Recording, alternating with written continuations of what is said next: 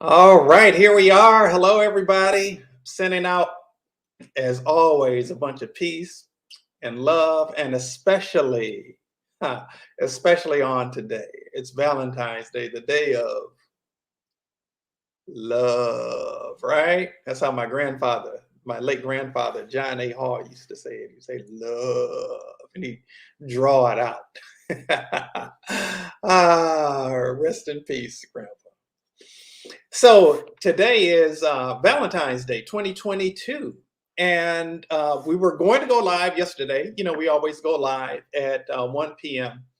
on Sundays, 1 p.m. Eastern time on Sundays. And I was out of town. Where I was having internet issues. And, tried a few different things and it just didn't work out, unfortunately, to be able to broadcast on yesterday. So it was going to be kind of a pre-Valentine's Day focus anyway. So as things would unfold, here we are doing it today on actual Valentine's Day. So happy Valentine's Day, aka Happy Love Day, to everybody out there, regardless of where you are, what your relationship status is. I hope that today ends up being a day filled with love and joy for you, and that you are able to find some good stuff unfolding in your day for you today. Greetings, Jennifer Bliss. Happy Love Day to you as well, my sister. I hope that you are well and finding yourself bountifully and brightly blessed as this day unfolds. And so, um, I'm very happy to be able to be here and sharing with you on today. Um, I am openly, I am openly an eternal romantic. So, and I make no apologies for that whatsoever. Um, in my own life, I think about when I was a teenager in high school and stuff. Um, it didn't matter if I was in a relationship or not. I was always a romantic. I tried to play matchmaker if I wasn't in a relationship because I'd want other people to still at least be happy. Thank you. And yes, it's true. I am a triple Libra.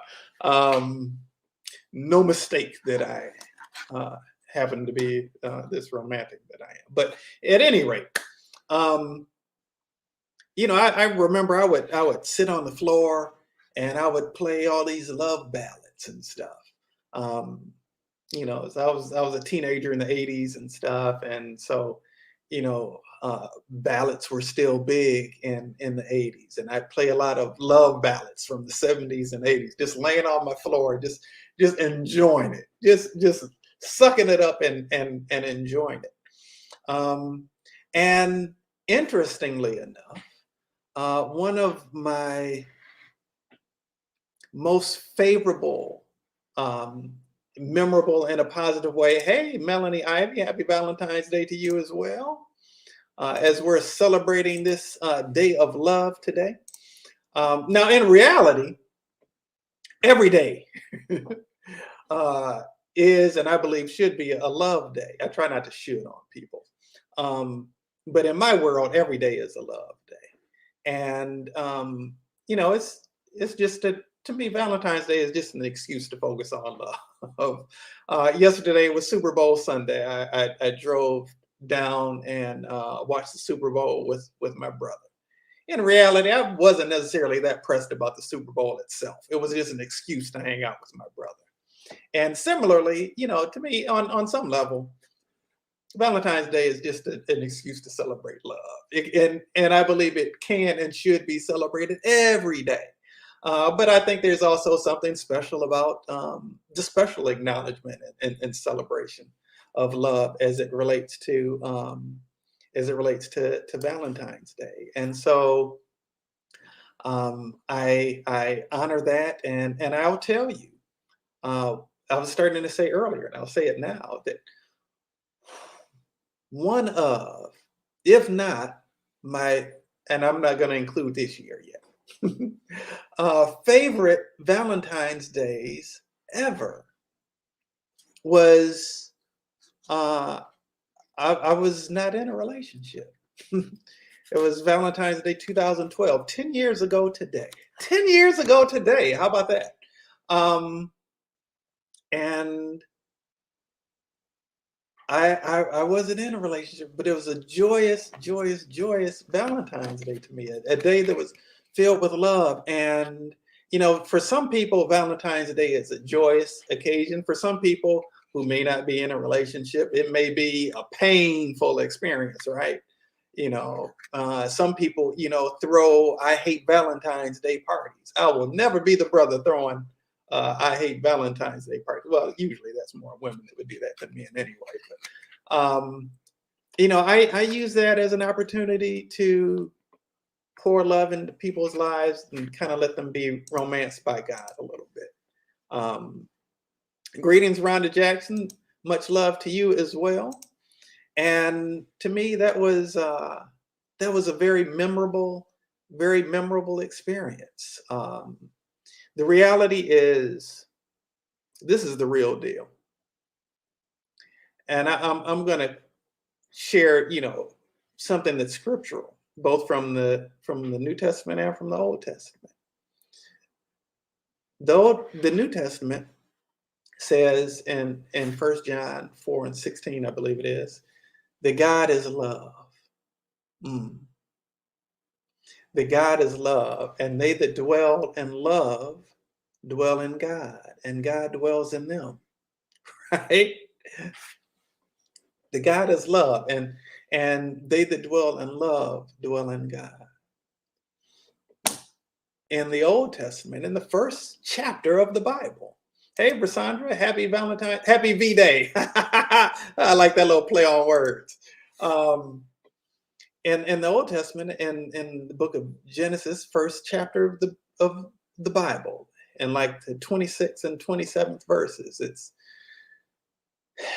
sharing that you and I, as human beings, were made in the image and likeness of God. God is love. We're made of the same stuff that God's made of. So at our essence is love. Our essence is love. And so we seek to experience the joy of the connection of love and the experience of love. We've got several women who are in the live today. How many of you all, when you were girls, envisioned your wedding day? Right? And that's in the context of a celebration of love. And we all have an innate need. An innate need, not just a desire. I just realized I never actually connected my mic, so that was kind of goofy of me. I was actually trying to. You probably got a lot of feedback and might not have been able to have heard me for a moment. My apologies for that. I was trying to send a message and the message wouldn't send. And I just come out of a meeting, and so anyway, that I had the mic sitting ready, but apparently never actually, with my goofy self, never actually put the mic on my lapel. So I hope that you all have been able to hear me. Okay. But at any rate, where was I? What was I saying? We all have this innate need, not just desire for love. We have an innate need for love. We have an innate need to love and to be loved. Why? Because we're hardwired for it. It's in our DNA. It's part of the essence of who we are, is love. And that love isn't by any means just limited or relegated to love of a romantic sort or variety. However, that certainly is an aspect of it. Sometimes some of us want to stay away from love because we think of love as being synonymous with hurt. We think of love as being synonymous with pain or disappointment. And so we might sometimes have an aversion to being in a relationship because we might think that we can't have that. We might think that in our experience, it's not going to be something that's going to be able to work out. And so we might have these blockages. We might desperately want it, but subconsciously kind of push it away. We might desperately want to be able to have that wonderful, deep, beautiful sense of connection with another soul. We might even want to experience that type of deep connection with a soul that feels like we're two souls dwelling in, feeling like we're one soul dwelling in two different bodies. You know, a lot of us long for that. A lot of us have it subconsciously tucked away back somewhere and don't give ourselves permission to feel that because we may on some level think that it's not possible for us. Okay, we may even distract ourselves with other things because we don't want to experience the hurt. We don't want to experience the pain. Maybe we experienced it in the past and we don't want to experience that again. Or maybe we've seen others hurt, and so we don't want to go through that hurt ourselves. And we do these things where we might sometimes put up walls, or we might sometimes have barriers, or different things that, whether consciously, sometimes consciously, very, very frequently, subconsciously, that keep us from being able to experience love in the fullness, to the degree of the fullness that our deep down inside, that our souls really want to experience, right? And so, you know, like I was saying, you know, several years ago, 10 years ago, probably my favorite, up to this point, my favorite Valentine's Day that I had ever experienced. And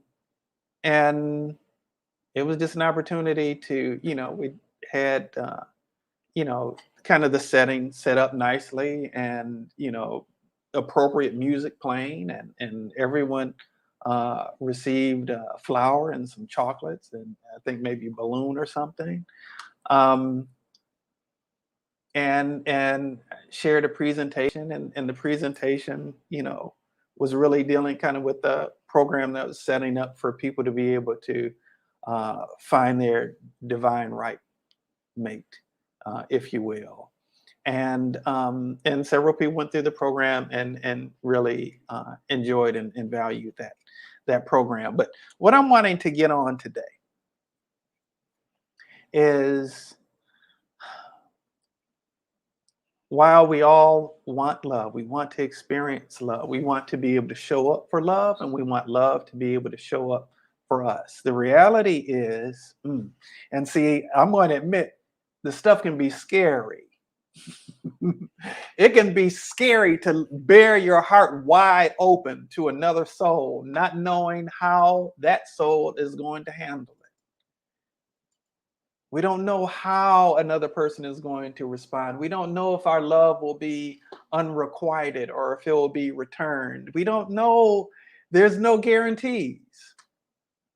There's no guarantees, but yet right here, you can't see it. There's a pendant that comes also from, there's something that also comes from the Bible, from 1 Corinthians chapter 13, that says love never fails, that love never fails. How do we reconcile that? Okay. There are people who are here today who've been divorced, including the one who is speaking twice. But love never fails. How do we reconcile that? How do we reconcile that sometimes relationships don't work out with love never fails? Is the scripture not true? Or is our experience not true? Or is there something in our experience that doesn't quite line up with what the truth actually is, from the standpoint of love never fails? But the challenge is that we let stuff in, and we let stuff have reign that doesn't actually have anything to do with love. And that's what I believe the issue is. And I'm not saying this like I'm somebody who's perfect, somebody who's got it down pat, who never makes a mistake. But I will say this, I do believe it takes an extreme amount of courage to really open up and truly share and give your heart to another. Okay. It takes an extreme amount of courage to be completely vulnerable with somebody, to stand naked before them. And I'm not just talking about physically naked, but I mean emotionally naked, spiritually naked, letting somebody see the real you, and give them a chance to not accept or accept the real you as you really are. And so, like, even in the dating process, people will put on airs and things. They'll tell people what it is that they think will impress the other person. They'll try to see how they might be able to get approval from this other person, rather than necessarily being their actual selves. And sometimes we hide our actual selves from someone because we think that no, nobody could really like the real me, the person that I really am.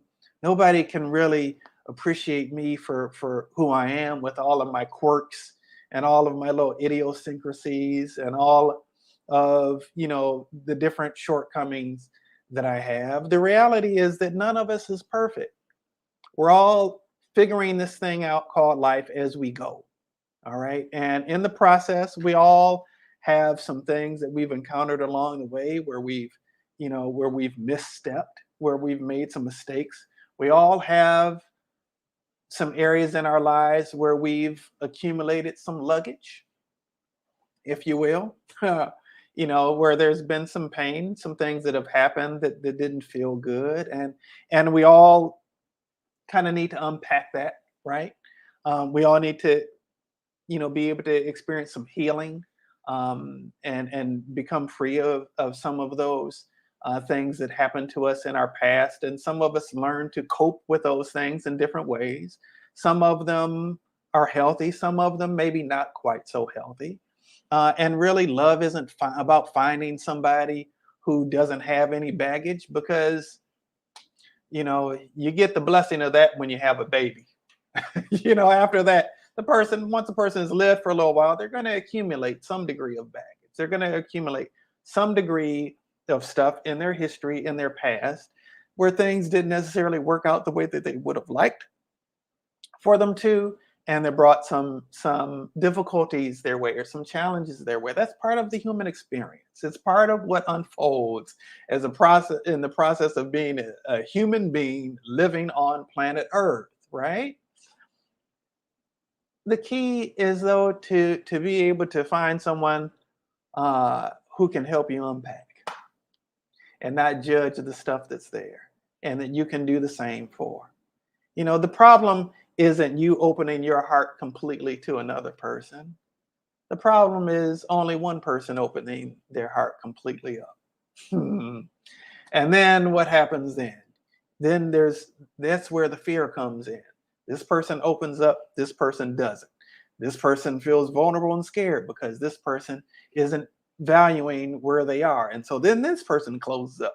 And then you've got this whole power dynamic that ends up unfolding. When in reality, if both people are willing to honor the truth of their heart, honor the truth of your heart. What is it to honor the truth of your heart? The truth of your heart is always wanting to give and receive love. Sometimes we are afraid to give love because we're afraid that we won't receive it back in return. Sometimes we're afraid to say I love you because we don't know if the other person is going to say it back. Sometimes we're afraid to give of ourselves because we don't know how the other person is going to respond to that. And yeah, there's a degree of wisdom that needs to be used. Not everybody is worthy of a front seat in your life, and certainly not everybody is worthy of you really opening up your heart to.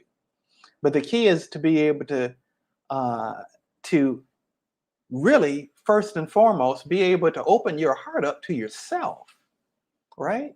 To be able to open your heart up to yourself and be honest and true with yourself, to be vulnerable with yourself, to have a relationship with God where you can talk about anything and everything, because the reality is there's nothing you can say that God doesn't already know. And you're not saying it for God to know it, you're saying it for you to know that God knows it. And so the reality is that while we're all in some degree or another, trying to our best to keep from getting hurt, also part of the reality is that we hurt ourselves by our doing all these things to block ourselves off from the possibility of that. And the truth is that we can't have complete joy without risking disappointment. We can't know the utter bliss that comes with the most beautiful, the most magical,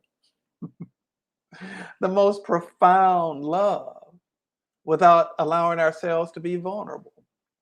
It takes risk. It takes courage. It takes a willingness for us to first and foremost deal with our own stuff.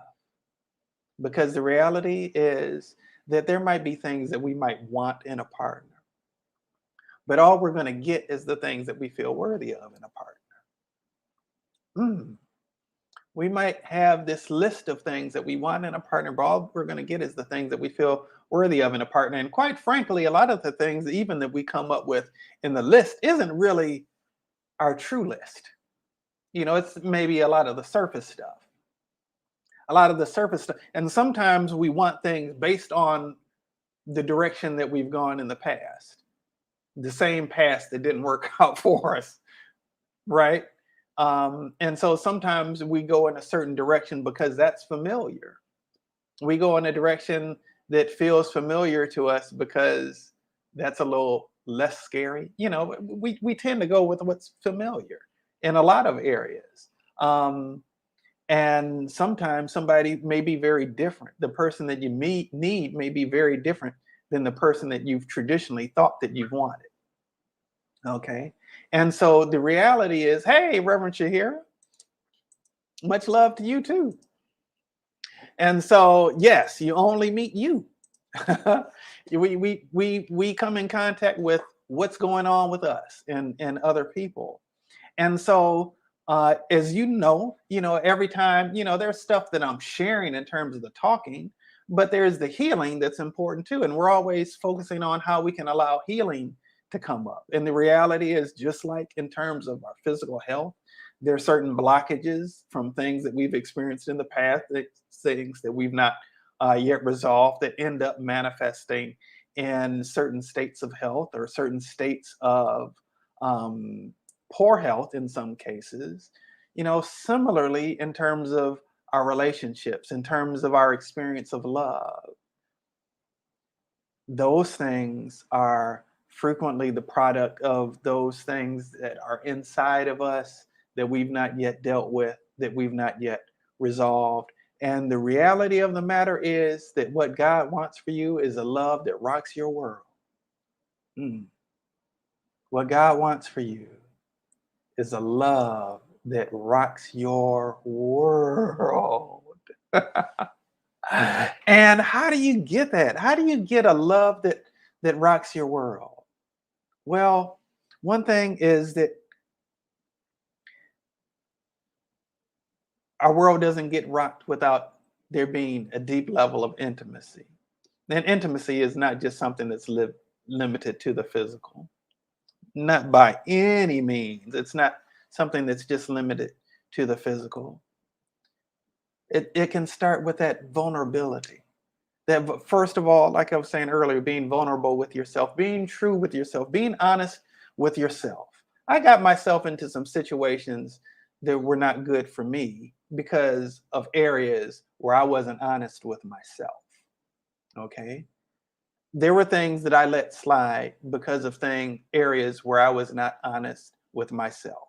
There were places where I didn't establish healthy boundaries because and we think a lot of times as boundaries is something that we set for other people. The reality is that boundaries are something that we set for ourselves. When we're doing it from a healthy place, Boundaries are something that we set for ourselves. I'm not going to put myself in a situation where such and such and such and such. Okay. That's something that we set for ourselves. Okay.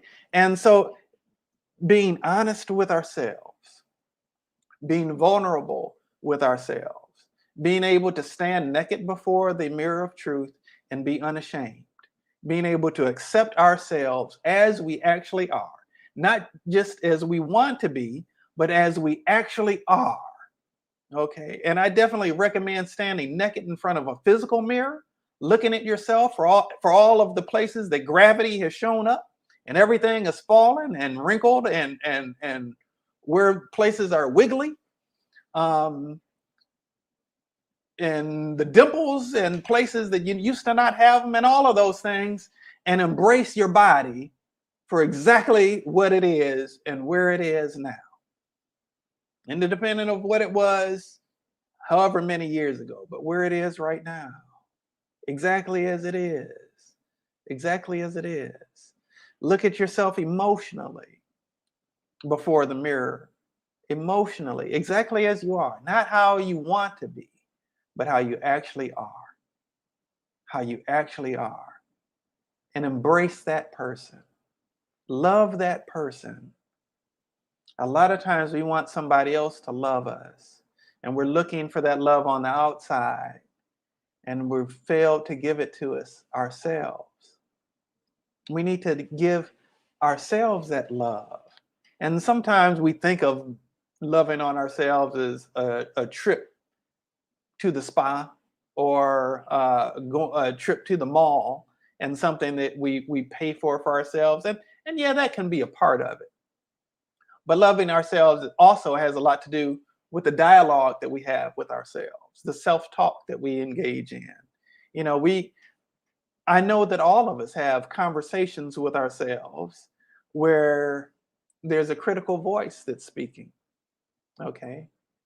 And we can also have conversations with ourselves where there's a loving voice that's speaking. And what I'm suggesting is that we find ways to speak to ourselves with that loving voice, that we find ways to speak to ourselves, to give ourselves room to be who we actually are, to treat ourselves the way that we will want someone else to treat us, and to be prepared to treat someone else the way we want them to treat us, right? And that's kind of the whole thing. That's kind of the whole thing. And I want to offer some healing for everybody who's here today, to just open up space for us to be able to show up for love. A lot of times people want to find the right person for them, but don't necessarily think about being the right person for the person who's right for them, right? We look a lot of times for what it is that we're going to get out of a situation, but not necessarily what we're going to bring to a situation, what we have to offer that's going to actually make a difference in somebody else's life. And I'm telling you, the more pure at heart we can be, the more we can look at how am I able to show up as love in this scenario regarding yourself and regarding some significant so-called other. Okay. The reality is that there's something magically beautiful that can happen in the lives of all of us when we're open to it. There's something profoundly powerful and beautiful and magical that can happen in our lives when we allow ourselves to dwell in that space where we are open to express love in a way that's free of any hindrances. But like I said, sometimes we have blockages to that. So let's address with that. Enough with the talking for a moment. Let's get into some healing. Let's clear up some of those blockages. And I'm just going to start with a prayer. And this is going to be, now my intention is that this is for everybody who's on the live broadcast, everybody who catches it in a replay, or even anybody that you might want to hold in your heart who can maybe benefit from this. Okay. So I'm going to start off with a little prayer, and then we're going to get into the healing. So God, I know you to be a healer. Mm. And through the union that we share, through the power of your pure love, I demonstrate your healing power on the behalf of all of those who are present today for this live, all who watch this broadcast, and everyone that anyone is even thinking about right now who can benefit from this, neutralizing the root cause of all blockages to a love that's beautiful and powerful and magical. Truly a love supreme. From the point of the causal root in the entire energetic structure of every strand of DNA and every cell of each person's body, every string particle of each person's existence, and transmuting that into and replacing it with a joy, unspeakable joy, that comes with being open to and available to and present with true love. In a way that really works for us and works for the other with whom we share love. And then I bear witness to the wholeness of each person that's included in this prayer and included in this healing on this date and in this time and space called now. Yes, God. Thank you for this gift of your divine love. Thank you. Thank you. Thank you for this gift of your divine love. It is done. It is done. It is done in Hashem Yeshua HaMashiach Ashe and Amen. All right, so let's get at it. Let's get at it. And so some of these things will apply to some more than others, but I think it's just we're dealing with kind of the collective of all of us who are present with this. And I want to take a moment and really immediately address baggage from the past. And we want to, whatever that baggage may have been, we just want to purify that through the power of God's love and strengthen us to be able to walk in a lightness. That baggage weighs us down, and so we want to clear some of that emotional baggage. All right, that's looking better from past relationships. Okay, from past loves.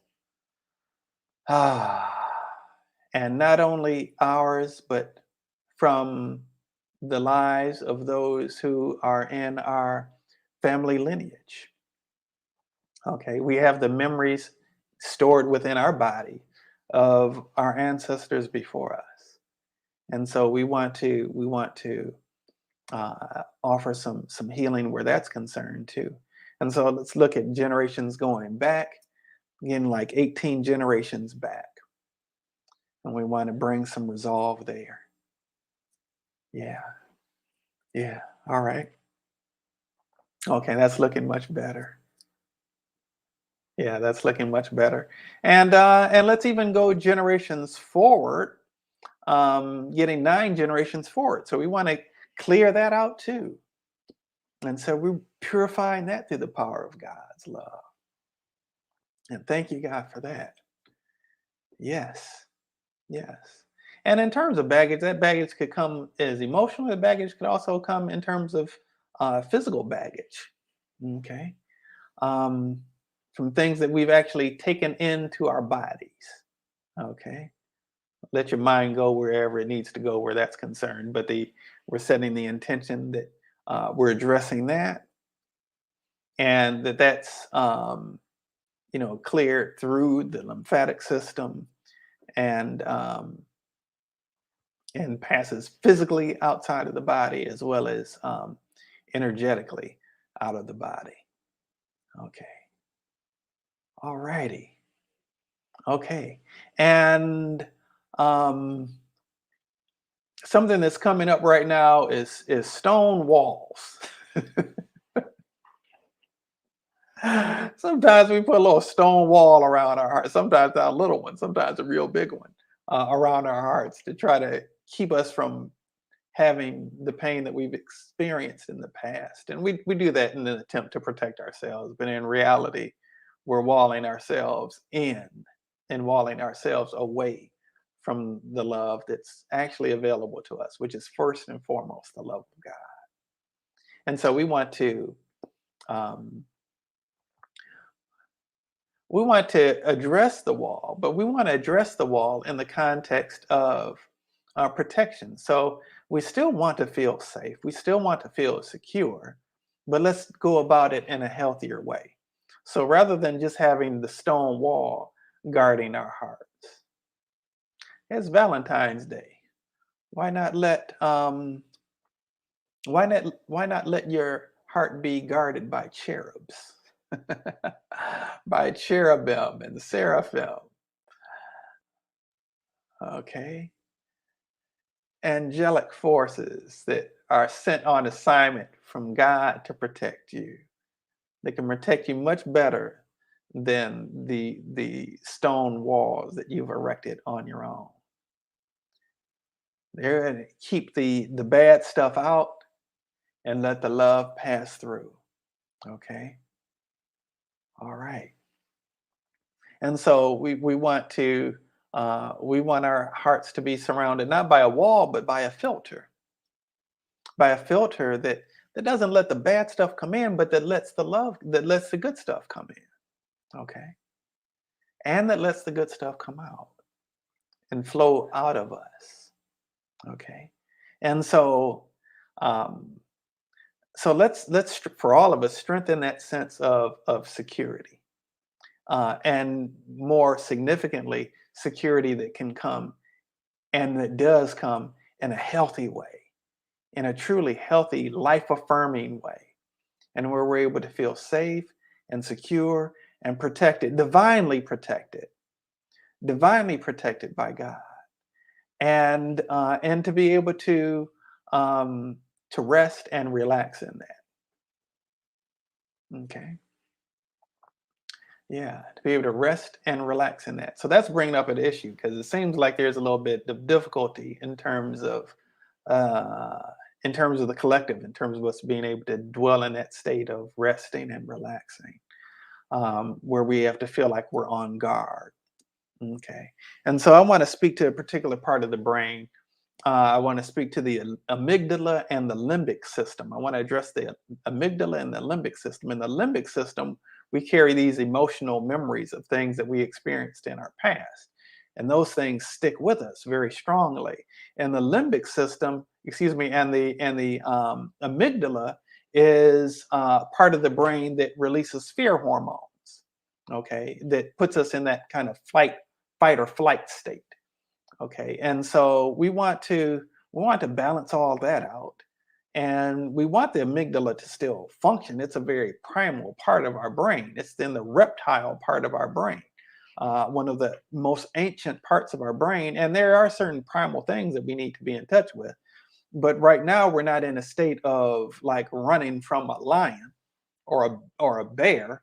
Uh, a lot of times we're running from emotional experiences, and so we're on guard in that fight or flight mechanism, and want to be able to um, allow ourselves to be in a position where we feel safe, to allow ourselves to let our guard down, to be able to, uh, as Debbie Allen's character said in the old episode of the old show A Different World, relax, relate, release.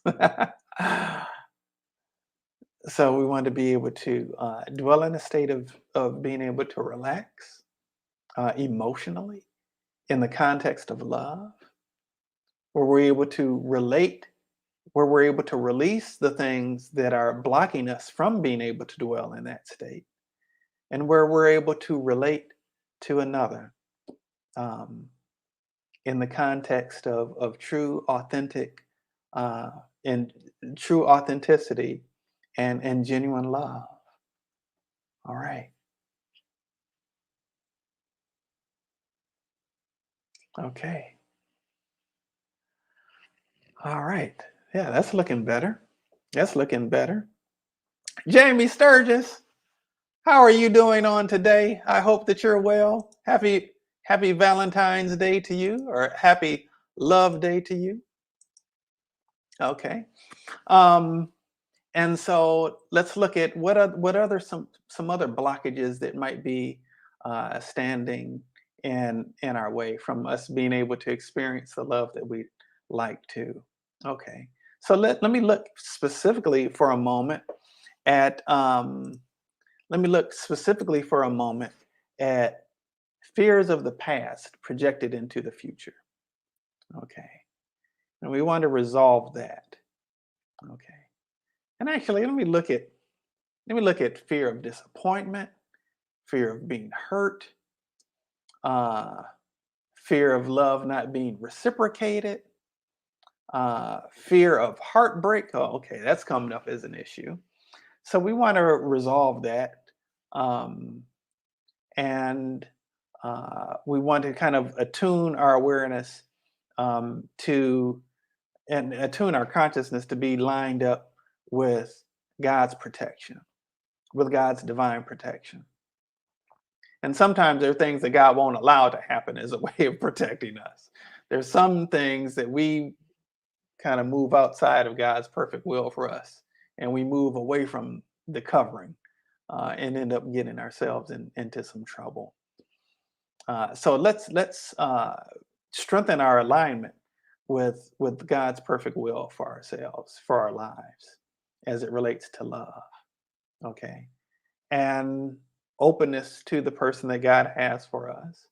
You know, this is whether you are with somebody right now or not. Being open, and another thing that's coming up that is significant is uh, let's boost our ability to communicate effectively. Okay, because that can create a lot of challenges. So let's boost our ability to be able to communicate effectively. um, Communication isn't just what it is that you're saying. Communication is also what it is that the other person is hearing, what it is that they're receiving. And so sometimes we need to find a way to communicate with another in the way that they can receive what it is that we're intending to convey.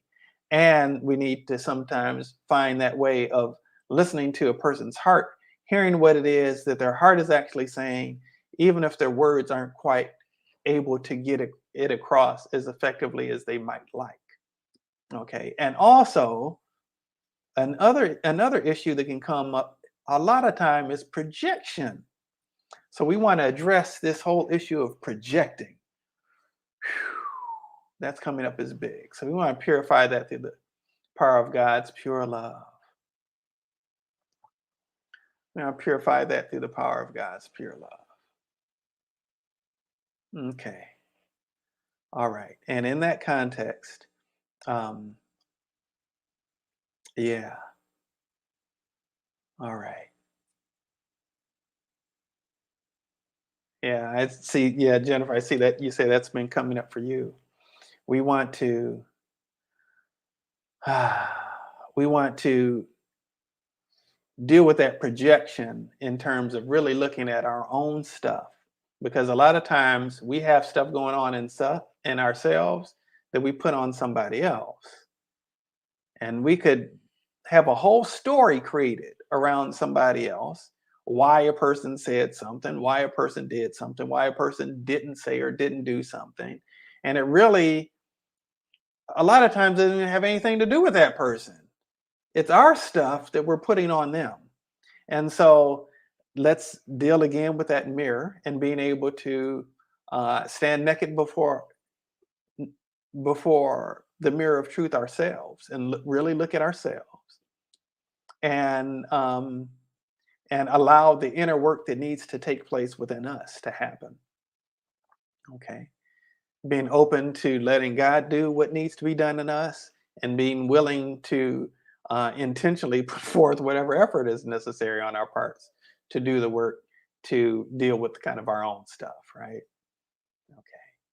And the reality is, if you meet the person that God has just specifically for you, your stuff is going to come up. Not all of the purpose of love with a significant other is just the happily ever after. That can be the icing on the cake. Um, but there's a more purposeful um, intention that God has in mind too. And part of that purpose might be some work that you two do together. Part of that purpose is inevitably helping you to be a truer version of yourself, helping you to be a truer version of yourself, helping you to be the person who you say you are wanting to be. And sometimes when we're even in amazing relationships with other people, our stuff comes up so that that barrier to love might be eliminated. Okay. And so I want to look for a moment at resistance. That's coming up as a big one. Okay. Looking first and foremost at resistance to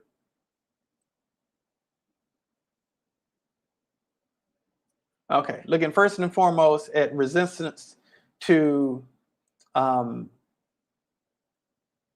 our own growth and development. Okay. And so let's make space for our own growth and development and unfoldment to take place. Okay. There's a link between the kidneys in the body and relationships. Kidneys purify your body, right? All this stuff passes through your kidneys to purify the toxins that are in your blood and in your body, right? And in a similar way, relations work to purify your soul of the impurities that are there, right? We don't really get to fully see ourselves until we're interacting with somebody else. Anybody can act evolved on a hill by themselves, but when you're interacting with somebody else, particularly somebody who sees you, really sees you, that's when we're challenged, when our growth opportunities arise, right? Where we're shown areas where there's some growth needed. Okay. And in some ways where growth has already taken place as well, which is a beautiful thing. All right. So let's look at this and let's look at our, purifying that resistance to our growth and transmuting it with and replacing it with a commitment, a deep and abiding commitment to our growth. And in the event that the word commitment comes up, it's not coming up as a weakness right now. I'm glad about that. Okay. All right. And so, want to just in general kind of strengthen all of us to commitment to our own soul development, growth, unfoldment. Okay. As we work towards self actualization, being the version of ourselves that is in alignment with the divine blueprint according to which God created us, right? And each of us is wired a little bit differently. Each of us has, different life experiences that we're going to be destined to have in the process of our lives. But we're all ultimately working towards reaching that self-actualization, being completely fulfilled in uh, in who we were created and are called to be. All right. So we want to strengthen us all in that area. Okay. And let's see here. Okay. All right. And I also want to look at just kind of real quickly those of us who didn't have necessarily good examples. And so we were socialized to believe that love doesn't work. Okay. So we want to purify that through the power of God's divine love. Okay. And we want to replace it with something healthy. Okay. And call forth into our experience examples of where it has worked. And maybe those will be people that you know. Maybe those will be people that you meet. Maybe those will be people's stories that you come across. Okay. Of where it has worked. All right. All right. That's looking better. All right. And feel led to look at the seeds that we've sown in the past. Sometimes we've sown weeds in other people's lives and in other people's relationships. That's not too cool, but it is what it is. So we want to, and as a result of that, we couldn't help but to subconsciously feel like that would have to be part of our experience as well. So let's get all of that gooky stuff resolved, and do some weeding, pulling up the weeds from the root. Okay, that we've sown in the relationships of other people, that we've sown in our own relationships, especially there, right? And we want to kind of de-weed, through the negative seeds that we've planted in our own relationships. And those might have been examples maybe of not being faithful, or trying to cut the other person down, or aiming to win an argument. In reality, nobody can win an argument. Nobody can win an argument with somebody that you love. Okay. Unless that person also wins. It's either you both lose or you both win. You can't beat somebody in an argument that you love. Okay. The idea is that you find that way of coming together as one. Okay, even if you might have disagreements, and it's natural to have those disagreements. But sometimes we get in that mindset of, I got to be right. We get in these power struggles. So let me look at that real quickly. Let me look at the addiction to drama, because that's coming up as a real big issue. Okay, so we want to clear out that addiction to drama that shows up in our brain, that dopamine fix connected to the drama. Okay, and we want to do away with that, and we want to actually we want to substitute that with bliss, with bliss and harmony and joy and true union. Ooh, I felt something with that one. True union. True union. Yes. Yeah. I think of the poet that said, love does not consist of gazing into one another's eyes, but looking outward in the same direction. Looking outward in the same direction is a function of union, right? And so let's deal away with whatever psychological tendencies there are for to engage in power struggles in a relationship. Again, there isn't a one person wins, the other person loses. It's either you both win or you both lose. Okay. And so let's kind of get energetically aligned and attuned to winning, to win-win situations. To win-win situations. All right. And openness and receptivity to scenarios that can result in win-win, and would have a natural tendency to result in win-win, as well as ability to find a way to work to that win-win. All right. I'm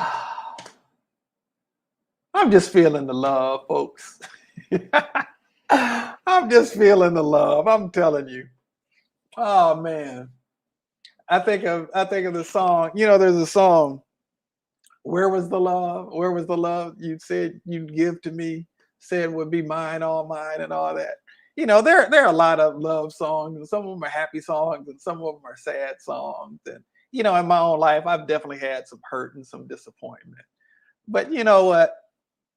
That's just part of life. I'm personally committed to not letting that stop me. And I pray the same for all of us. I pray the same for all of us, that we all just allow ourselves to continue to show up for love and show up for life. The saying to show up for love is in a way saying the same thing as show up for God, which in a way is saying show up, period. Just show up. Sometimes we just need to show up. We need to show up to truth. We need to show up to joy. We need to show up to love. We need to show up to life, right? Right. And so I'm going to just close this out real quickly.